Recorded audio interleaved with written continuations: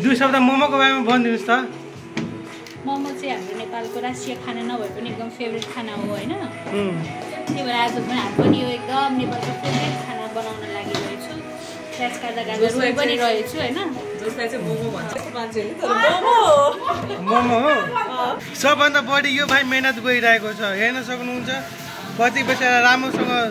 आज हामी मोमो बनाउन गइरहेको छौँ। यहाँ हेर्न सक्नुहुन्छ मेमहरू चाहिँ प्याजी अनि कोही चाहिँ पिठो चाहिँ राम्रोसँग रेडी पाइरहनु भएको छ। म्याम तपाईँहरूलाई एकदम रमाइलो लागिरहेछ। अहिले पाक्छ र छिटो खम भइसक्यो। अब तिमी के लिएर आएको अरे?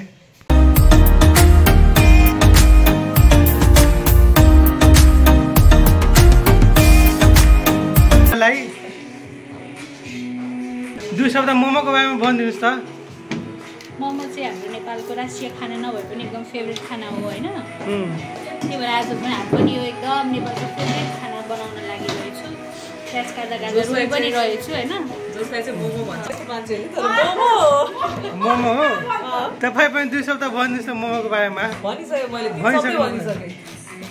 ल पहिला मेहनत गर्नु अनि मोमो खाने है।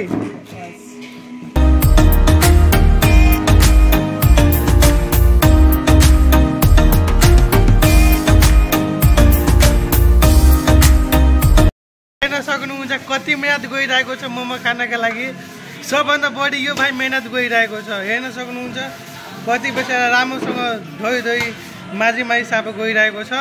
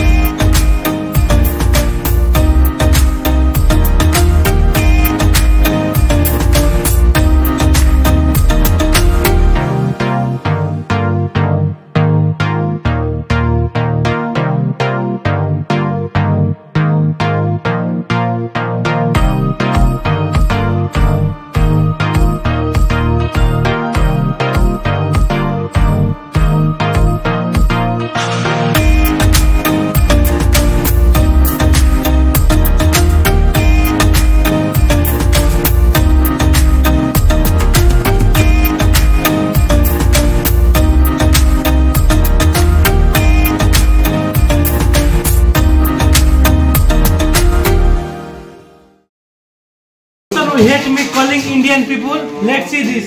I am Nepali people. I am making momo. Okay, bok momo. It's a bok momo. Yes. Pure bok momo. Khade ka time.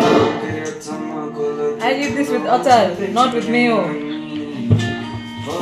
Momo achar made by Sijna Mahajan ma'am. Sijna is Mahajan is here. Directed by Pariksha Bhatrai ma'am. Pariksha Bhatrai ma'am is here.